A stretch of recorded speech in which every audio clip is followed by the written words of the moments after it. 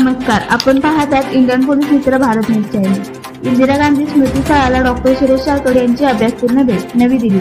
DS Rathod फाउंडेशनचे संस्थापक अध्यक्ष, इंडियन पोलीस मित्र भारतचे मुख्य अधिकारी आणि दैनिक लोकप्रकचे कार्यकारी संपादक डॉक्टर सुरेश राठोड यांनी आपल्या दिल्ली दौऱ्यात भारताच्या पहिल्या महिला पंतप्रधान इंदिरा गांधी स्मृती संग्रहालयास अभ्यासपूर्वक भेट दिली।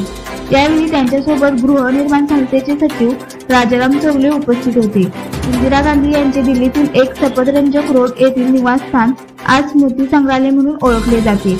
याच ठिकाणी 31 ऑक्टोबर 1984 रोजी त्यांची हत्या झाली होती। त्यानंतर या निवासस्थानात त्यांच्या जीवनकार्याची आठवण जपणारे संग्रहालय स्थापन करण्यात आले।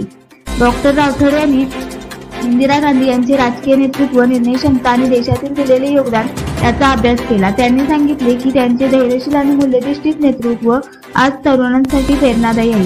यापूर्वी डॉक्टर राठोड यांनी राजघाट येथे महात्मा गांधी यांच्या समाधीस्थळी आदरांजली अर्पण केली होती।